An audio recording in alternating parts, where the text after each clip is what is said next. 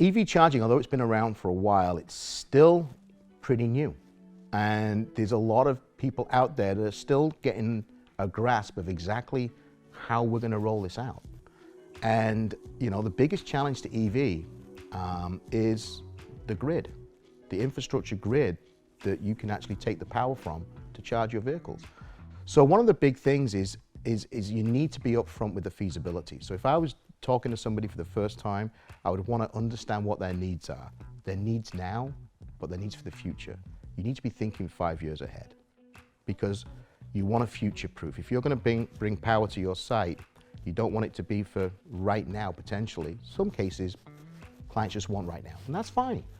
But I try and talk to them about, well, if we did this though, and we ran these conduits right now, you're going to save money down the road. You don't need to break through that pavement again. You don't need to break through that sidewalk again. Let's run those conduits now.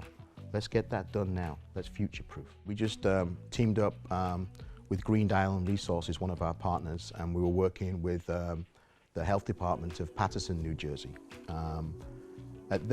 We worked at 4 of their facilities deploying level 1 chargers and DC fast charging stations. At the 4 facilities, there were a total of 32 parking spots that were deployed. The root of it all is like volts and amps, right? It comes down to basics at the end of the day. But there is so many companies out there right now, and there's new companies coming all the time that offer turnkey solutions and have different partners. And you know, you got to really vet who you're teaming up with, and you got to vet your product, make sure it's got good warranties, and then you're working with a company that does good maintenance. To stay up to date, you know, we do the basics where we go to the shows, we read the magazines online. But the other thing that we do is we educate ourselves by working to educate others. So we'll take a topic and we'll research it and put a blog together.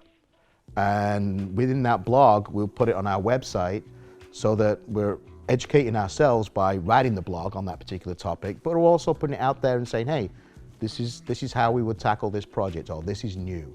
So that's how we try and stay up front with trends. What I see is you're going to have your existing rest stops that need to accommodate EV now, and they're doing that, but there's going to be a more and more need for that. So I see additional, you could call it EV hubs, or you could call it EV rest stops, but these people who are traveling through state, they're going to need to be recharging their vehicles.